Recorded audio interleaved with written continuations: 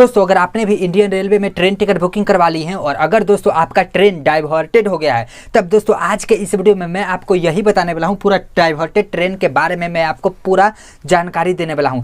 जैसे कि दोस्तों अगर आपका ट्रेन डाइवर्टेड हो गया है तब दोस्तों आपको क्या करना चाहिए, क्योंकि दोस्तों काफी सारे लोग नहीं समझ पाते, क्योंकि दोस्तों उसको रिफंड लेने में भी काफी सारा प्रॉब्लम्स होता है। तब दोस्तों आज के इस वीडियो में मैं आपको बताने वाला हूं। दोस्तों यहाँ पर देख सकते हैं एक ट्रेन है, जब मैं डालता हूँ 12311, तब दोस्तों यहाँ पर देख सकते हैं लिखा हुआ है this train is diverted between Asansol junction से डीडीयू जंक्शन। तो दोस्तों यहाँ पर देख सकते हैं कि यह ट्रेन जो डाइवर्टेड हो गया है। तब दोस्तों मैं आपको इसी के थ्रू समझाने वाला हूँ कि आपको ट्रेन डाइवर्टेड क्या हुआ है, और दोस्तों इसके रिगार्डिंग मैं आपको 3-4 पॉइंट्स बताने वाला हूँ, जो कि दोस्तों पूरा आपको कंफ्यूजन दूर हो जाएंगे। जिसमें मैं दोस्तों आपको सबसे पहला पॉइंट्स बताने वाला हूँ कि ट्रेन डाइवर्टेड का मतलब क्या है, अगर आपका ट्रेन डाइवर्ट हो गया है तो इसका क्या मतलब है। और दोस्तों मैं आपको दूसरा पॉइंट्स बताने वाला हूँ क्यों होता है ट्रेन डाइवर्टेड, आखिरकार आपका ट्रेन डाइवर्टेड क्यों किया गया। और मैं आपको तीसरा स्टेप बताने वाला हूँ, क्या आप ट्रेन डाइवर्टेड हो गया है तो क्या आप यात्रा कर सकते हैं या फिर नहीं कर सकते हैं। और फाइनली अगर आप यात्रा कर नहीं सकते हैं तो आपको रिफंड प्रोसेस, मतलब कि आपको रिफंड कैसे मिलेंगे। दोस्तों इसके रिगार्डिंग काफी सारे लोगों का प्रॉब्लम्स होता है, और इस टॉपिक में मेरा यूट्यूब चैनल पे वीडियोस नहीं है। तो दोस्तों आप लोग अगर पूरा एंड तक देखेगा तब दोस्तों सारा प्रॉब्लम्स का सोल्यूशन आज के इस वीडियो में आपको दे दूंगा।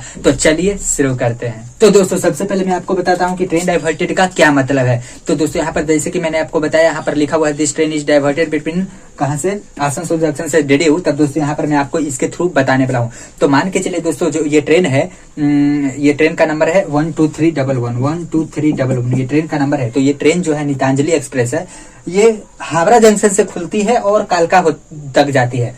हावड़ा जंक्शन से खुलती है तो इसका रूट है कि हावड़ा जंक्शन तक होते हुए आसनसोल जंक्शन जाएगी, धनबाद जाएगी, पंडित डीडीयू जाएगी, उसके बाद कालका पहुंचेगी। लेकिन इस ट्रेन डाइवर्टेड कर दिया गया है कहां से कहां के बीच में, आसनसोल से डीडीयू। ये ट्रेन जो है डाइवर्टेड है आसनसोल से डीडीयू, मतलब कि ये ट्रेन यहाँ से खुलेगी, हावड़ा से खुलेगी तो आसनसोल भी जाएगी, लेकिन अब आसनसोल के बाद डायरेक्ट डीडीयू जाएगी धनबाद। इसके आसनसोल और डीडीयू के बीच में जितने भी स्टेशन पड़ेंगे उन सभी स्टेशनों में अब ये ट्रेन नहीं जाएगी। आसनसोल से अब इसको डाइवर्ट कर दिया गया है, किसी अदर रूट में जाएगी, उसके बाद डायरेक्ट पहुंचेगी डीडीयू। अब डीडीयू से इसका रूट सिंपल इस तरीके से जाएगा। मतलब कि कोई ट्रेन डाइवर्टेड का क्या मतलब है, अगर कोई ट्रेन अपने मेन रेगुलर रूट से ना चल करके किसी बीच में से अदर दूसरे रूट पर चल करके ट्रेन बिल्कुल डेस्टिनेशन एड्रेस तक जाती है, उस ट्रेन को हम लोग कहते हैं कि ट्रेन डाइवर्टेड हो गया है। दोस्तों इसका रेगुलर रूट है कि हावड़ा से खुलती है, आसनसोल तक जाएगी, धनबाद भी जाएगी, डीडीयू भी जाएगी, तब कालका जाएगी। लेकिन भाई साहब आसनसोल के बाद ये तो धनबाद और इसके बीच में पड़ने वाले स्टेशन पे तो गए ही ना, ये तो डायरेक्ट चला गया, आसनसोल से डीडीयू चला गया। तो इस ट्रेन को हम लोग कहेंगे डाइवर्टेड ट्रेन। और ट्रेन डाइवर्टेड कहां से कहां तक हुआ है, आसनसोल से डीडीयू डाइवर्टेड ट्रेन हो गया है। तो इसी को हम सबसे पहले कहते हैं ट्रेन डाइवर्ट हो गया है। आप लोग मतलब समझ गए होंगे कि अगर आप लोगों का भी ट्रेन डाइवर्टेड हो गया है, इसका यह मतलब है कि वो ट्रेन अपने मेन रेगुलर रूट से ना चल करके वो ट्रेन कहीं से ना कहीं से डाइवर्ट हुआ है। जाएगी तो डेस्टिनेशन एड्रेस तक नो प्रॉब्लम, बट बीच में कहीं से ना कहीं से डाइवर्ट हो गया है। अब हम बात कर लेते हैं दोस्तों दूसरा पॉइंट के बारे में, क्यों होता है ट्रेन डाइवर्ट, आखिरकार क्यों होता है ट्रेन डाइवर्ट। तो दोस्तों ट्रेन डाइवर्ट होने का बहुत सारे रीजन होते हैं, जिसमें दोस्तों सबसे पहला रीजन मैं आपको बता देता हूं कि हो सकता है कि उस रूट में, ये मेन रूट में हो सकता है सिग्नल फेलियर, हो सकता है कहीं बीच में सिग्नल फेलियर हो, या फिर दोस्तों हो सकता है ट्रैक खराब हो गया हो, रेलवे का ट्रैक जो है खराब हो गया है तो उसको सुधारने में लगा हुआ है टीम, तो उस दौरान भी ट्रेन को डाइवर्टेड कर दिया जाता है। तो दोस्तों ये सभी प्रॉब्लम्स की वजह से और भी काफी सारे प्रॉब्लम्स होते हैं जिसकी वजह से ट्रेन को डाइवर्ट किया। बल्कि दोस्तों इंडियन रेलवे के शौक बिल्कुल भी नहीं है कि आपका ट्रेन को डाइवर्ट किया जाए मेन रूट से। जब जो ट्रेन में कुछ प्रॉब्लम्स होता है, सिग्नल फेलियर, ट्रैक, ये सब, तब दोस्तों ट्रेन को डाइवर्ट किया जाता है। उसके बाद दोस्तों हम बात कर लेते हैं सबसे मेन पॉइंट्स, यात्रा कैसे करें। तो दोस्तों सबसे पहली बात, अगर आपने टिकट बुकिंग किया हुआ है हावड़ा से कालका जंक्शन तक और ये बीच में कहीं से भी जाए, इससे कोई फर्क नहीं पड़ता है, तो आप हावड़ा से कालका तक यात्रा कर सकते हैं। हाँ, भले ही आपका हो सकता है ट्रेन क्या होता है, आपका ट्रेन डाइवर्ट होकर के चला है तो आपका थोड़ा सा टाइम ज्यादा ले सकता है, लेकिन फाइनली अगर हावड़ा से अगर आपका कालका तक बुकिंग है तो आप जाइए, ट्रेन आपका कैसे जाएगा, ऐसे जाएगा, ऐसे जाएगा, ऐसे जाएगा, ऐसे जाएगा, बट आपको कालका जंक्शन तक पहुंचा तो जाएगा ना, पहुंचा तो देगा ना, नो प्रॉब्लम।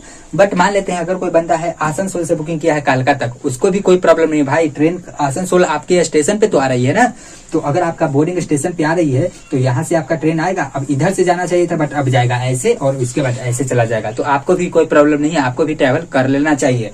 अब हम बात कर लेते हैं जो धनबाद से टिकट बुकिंग किया होगा उसका क्या, क्योंकि ये ट्रेन तो हावड़ा से खुल करके आसनसोल तक ही आएगी, धनबाद तो आएगी ही नहीं।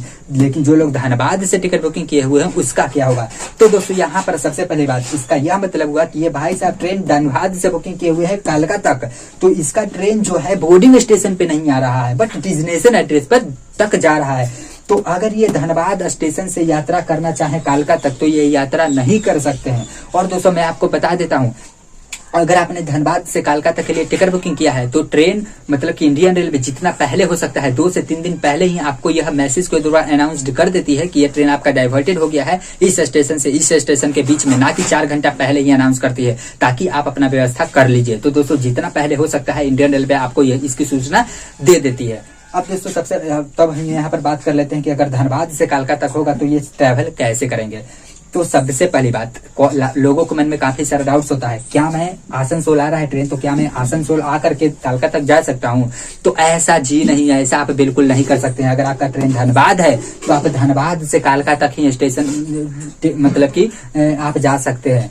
लेकिन धनबाद तो आएगा नहीं, तो डीडीयू आ रहा है तो आप इसके अगला स्टेशन तक अगर वो ट्रेन आ रहा है तो आप जा सकते हैं। लेकिन अगर इसके पहले स्टेशन तक आप जाना चाहें तो आप ऐसा नहीं कर सकते हैं। और अगर आप ऐसा करेंगे तब इससे पहले आपको टीटी से परमिशन लेना होगा। आप आसनसोल पे जाइएगा और आसनसोल के काउंटर से टीटी से परमिशन लेना होगा। अगर वो वेरीफाई करते हैं तब दोस्तों वो एक पर्चा आपको देंगे तो आप आसनसोल से कालका तक जा सकते हैं। आप अपने मन से दोस्तों आपका बुकिंग है धनबाद से, लेकिन ये तो आसनसोल से जाएगी इस तरीके से, तो आप इसके पहले वाला स्टेशन से आप यात्रा नहीं कर सकते हैं। अगर इसके बाद वाला यात्रा करना चाहे तो बिना टीटी के परमिशन के आप यात्रा कर सकते हैं। इसके बाद वाला यहाँ पे आप डीडीयू पहुंच जाइए और डीडीयू से कालका चले जाइएगा। लेकिन अगर आप आसनसोल से आना चाहते हैं तो पहले आपको इस स्टेशन से टीटी से परमिशन लेना होगा, उसके बाद ही ट्रेवल कर सकते हैं। अगर आप यात्रा करना चाहते हैं तो दोस्तों बिल्कुल आप यात्रा कर सकते हैं, इसमें कोई दिक्कत नहीं है। लेकिन अब हम बात कर लेते हैं कि अगर आप यात्रा नहीं करना चाहते हैं तो क्या होगा। आपको जब पता चल चुका है कि भाई साहब ये ट्रेन धनबाद नहीं आएगी तो मैं कुछ नहीं करना चाहता हूँ, मैं ट्रेवल ही नहीं करना चाहता हूँ, तो रिफंड क्या मिलेगा। तो दोस्तों जी बिल्कुल रिफंड बिल्कुल मिलेंगे। लेकिन दोस्तों यहाँ पर आपको रिफंड करने के लिए आपको टीडीआर फाइल करना पड़ेगा। जिस अकाउंट से आपने पेमेंट किया है वहीं पर जाइएगा, IRCTC पे फाइल टीडीआर पे क्लिक करने के बाद दोस्तों आपको एक रीजन सेलेक्ट करना होगा कि आखिरकार किस रीजन से आप यहाँ पर टीडीआर फाइल करना चाहते हैं। तो दोस्तों रीजन में आपको वो डालना है train is diverted and not touching boarding station. आपको डालना है मेरा ट्रेन तो डाइवर्ट हो गया है लेकिन मेरा बोर्डिंग स्टेशन को टच नहीं कर रहा है। भाई अगर आपने धनबाद से बुकिंग किया है तो ट्रेन डाइवर्टेड है बट आपका बोर्डिंग स्टेशन को टच नहीं कर रहा है। तो दोस्तों आपको ट्रेन डिपार्चर टाइम से, आपका ट्रेन जिस टाइमिंग में था, मान के चलिए आपका ट्रेन 6 बजे शाम को था, तो 6 बजे के बाद 72 घंटा के अंदर, मतलब कि 6 बजे के बाद से और ट्रेन के 72 घंटा के अंदर में आप क्या कर सकते हैं, टीडीआर फाइल कर सकते हैं।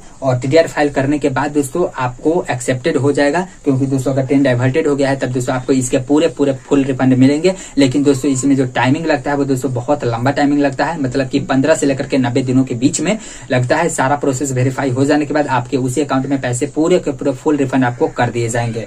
तो दोस्तों यही थे कुछ नियम ट्रेन डाइवर्टेड का। मतलब आई होप दोस्तों, मुझे लगता है कि आप सभी को समझ में आ गया होगा कि आखिरकार मैं यात्रा कैसे करूं या फिर नहीं कर सकता हूं, और अगर मैं इसके पहले वाले स्टेशन से करना चाहूं तो कैसे कर सकता हूं, और अगर इसके बाद वाला स्टेशन से मैं यात्रा करना चाहूं तो मैं कैसे कर सकता हूं। दोस्तों अगर आपने धनबाद, फाइनली दोस्तों मैं बता देता हूं, अगर आपने धनबाद से बुकिंग किया है और ट्रेन आपके बोर्डिंग स्टेशन पे नहीं आ रहा तो इसके बाद वाला स्टेशन पे अगर आप डीडीयू आ करके आप जाना चाहते हैं डेस्टिनेशन एड्रेस तक तब जा सकते हैं। लेकिन इसके पहले वाला स्टेशन से आप यात्रा नहीं कर सकते हैं। और अगर आप यात्रा करना चाहते हैं तब दोस्तों इस स्टेशन के काउंटर से आपको परमिशन लेना होगा। अगर टीटी अलाउ कर देते हैं तो आप यात्रा करिए, वरना दोस्तों आपको हो सकता है फाइन चार्ज लग जाए। सो दोस्तों फाइनली आज के इस वीडियो में मैंने आपको बता दिया है कि ट्रेन डाइवर्टेड होता है तो आप क्या कर देंगे।